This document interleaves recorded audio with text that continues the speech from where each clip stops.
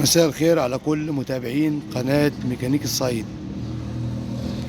فيديو النهاردة عن الترس بتاع الشاهين، ترس العربية الشاهين.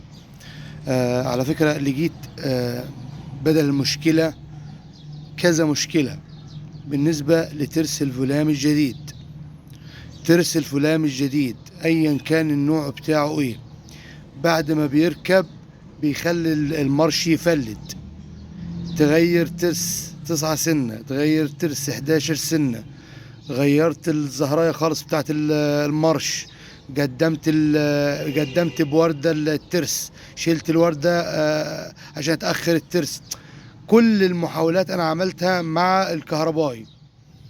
الترس الجديد بعد ما وبيركب صح الصح، بيخدم مكانه مظبوط وبالنار، ما بنزلوش شحط، انا بنزله بالنار. برضو مهما عملت ومهما حاولت اخلي المارش يشتغل، برضو المارش بيفلت لغاية ما انا بشك في التكفيل. في مشكلة في التكفيل؟ لا، مفيش مشكلة في التكفيل. طيب، المشكلة دي حصلت معايا لثالث مرة، فاتفاجأت مؤخرا ان الجديد بعد ما بيركب، بعد ما بتسخنه وبيركب، بيفرق عن الاستيراد.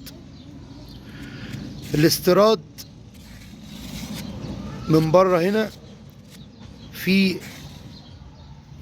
بتاع ملي ازيد من الترس الجديد، فبالتالي هتركب الجديد برضه هترجع هتفك تاني عشان خاطر الاستيراد. ده من حيث الاستيراد. ده رقم واحد. رقم اتنين، ان الجديد حتى لو اشتغل معاك، سامحوني، خامة طرية فوق الوصف، خامة بتسمع في المارش، خامة بتسمع في الترس نفسه.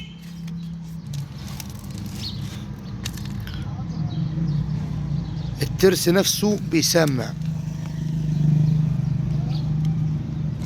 تمام.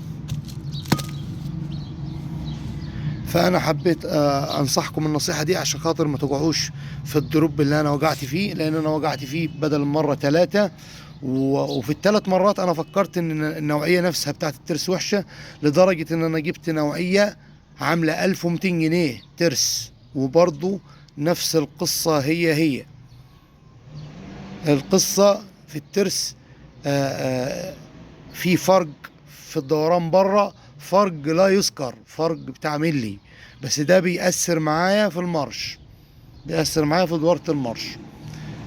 فأنا حبيت أنصحكم النصيحة دي عشان خاطر إيه، محدش يوقع في الموضوع ده.